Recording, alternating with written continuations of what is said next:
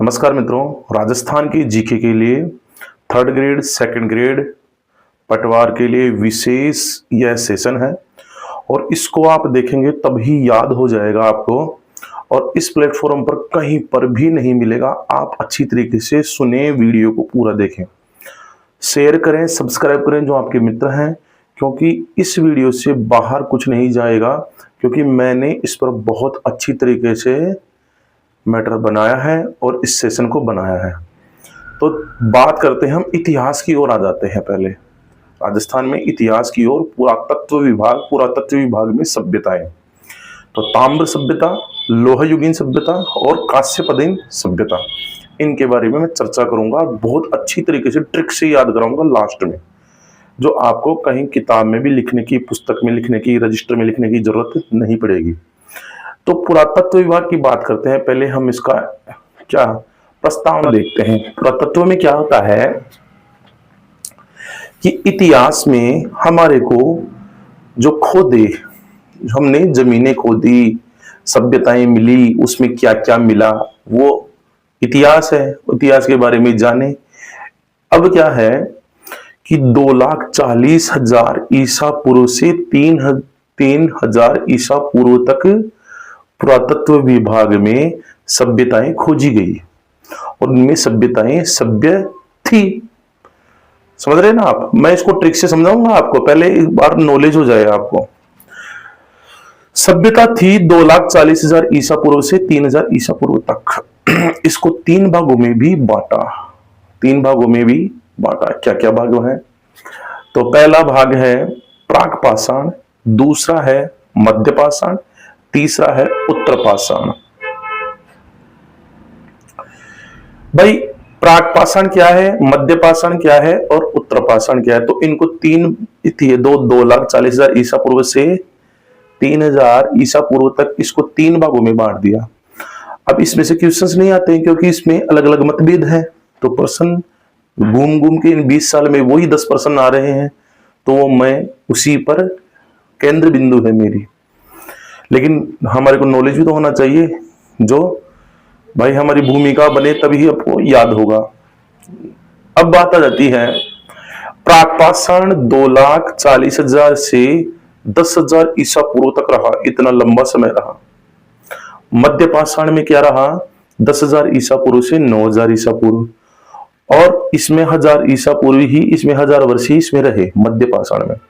और उत्तर पाषाण मतलब आधुनिक पाषाण मान लीजिए, इसमें 9,000 ईसा पूर्व से 3,000 ईसा पूर्व तक रहा। बात आ जाती है कि उत्तर पाषाण की जो आधुनिक पाषाण है, इसमें से बात कर लेते हैं क्योंकि ये सबसे सरल है। तो इसमें उत्तर पाषाण में जो नया है 9,000 ईसा पूर्व से 3,000 ईसा पूर्व तक, इसमें केवल क्या क्या हुआ, इसमें पूर्णतया नगरीकरण हो चुका था, सड़कें बन चुकी थी, शौचालय बन चुके थे और रहने लग गए थे, नालियां बन गई थी। कौन से जिले? तो अलवर, जोधपुर, ये आ गया आपका चित्तौड़गढ़, उदयपुर, इधर आ गया आपका जैसलमेर, और उधर हनुमानगढ़, गंगानगर, ये क्षेत्र, अजमेर, ये क्षेत्र इनमें मिले। मध्य पाषाण की बात करते हैं तो मध्य पाषाण में नगरीकरण नहीं था।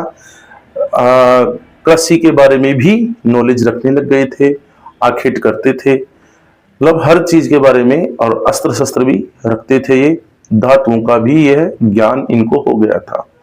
अब आ जाती है प्राक पाषाण में, जिनमें ही प्रश्न पूछे जाते हैं। प्राक पाषाण यानी पहले वाला पाषाण, पहले वाला इतिहास, 2,40,000 से लेकर 10,000 ईसा पूर्व। इसमें क्या हुआ कि सबसे पहले अलेक्जेंडर नाम के जो वैज्ञानिक थे, जो पुरातत्व विभाग को देखते थे, वह प्रारंभ किए 1860 में। 1870 के अंदर CAY हैकेट, 1871 में, एक साल बाद में AC कार्लहल आए। एक सियाचिन एक थे, वो उपकरण भी देखे दौसा में, इसमें बूंदी में, यही आएगा। अब भरतपुर को दर कहा गया। भरतपुर में और दौसा के पास में एक शैलीश्रम चित्रावली मिली, शैलीश्रय। जिसमें मानवकृतियां मिली, 12 सिंगा वाला मिला, सूर्य का चित्र मिला, लड़ाई करते जानवर मिले। ये क्लियर है। अब इसमें अस्त्र शस्त्र भी मिले, लेकिन पत्थर के ही अस्त्र मिले, क्योंकि धातुओं का इनको ज्ञान नहीं था। अग्नि का ज्ञान था लेकिन टायरों का ज्ञान नहीं था प्राक पाषाण में।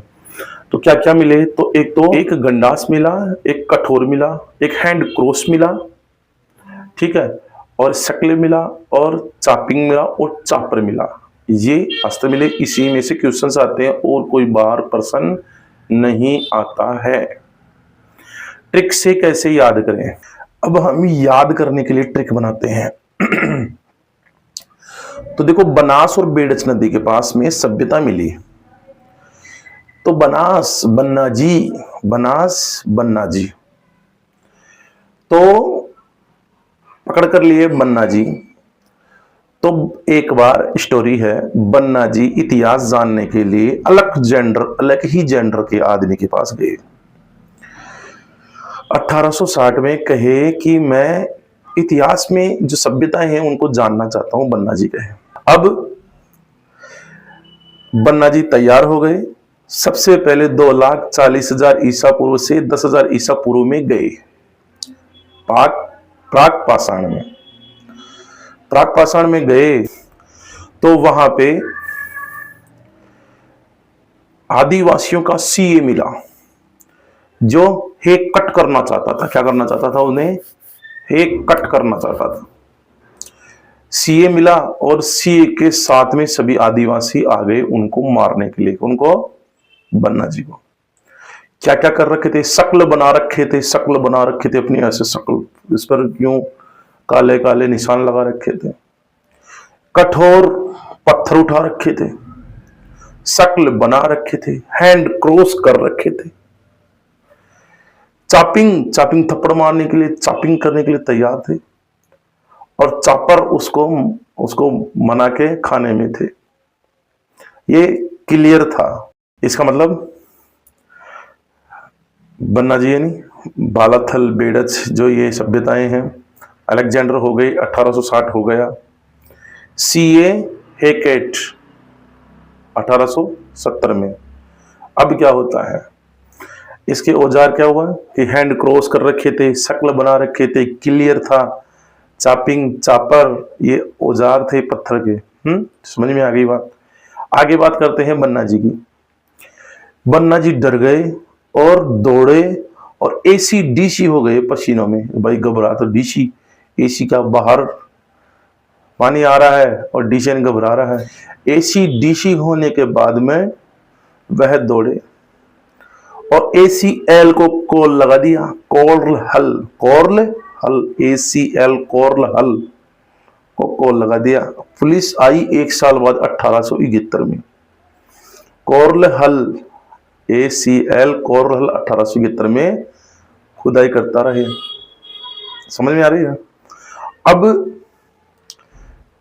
वो क्या हुआ, जो 1 साल बाद में लेट आए तो बन्ना जी ने क्या कहा, दर हो जाइए, दूर हो जाइए मेरी नजरों से, खराब हो आप, भरतपुर चले जाइए, आप दूर हो जाइए। तो भरतपुर में दर कहा गया। शर्म नहीं आती आपको? शैलीश्रय, तो इसको क्या, शर्म नहीं आती आपको? तो शैलीश्रय में क्या क्या हुआ कि मानव कृतियां मिली, 12 सिंहों का मिला, लड़ाई करते हुए जानवरों की फोटो मिली, सूर्य की तस्वीर मिली, आकृतियां मिली। एक शैली चीन, ये है जयपुर, इंद्रगढ़, दौसा, बूंदी, जो चीन बग गया तो शैली चीन एक वो भी है, उनको उपकरण मिले।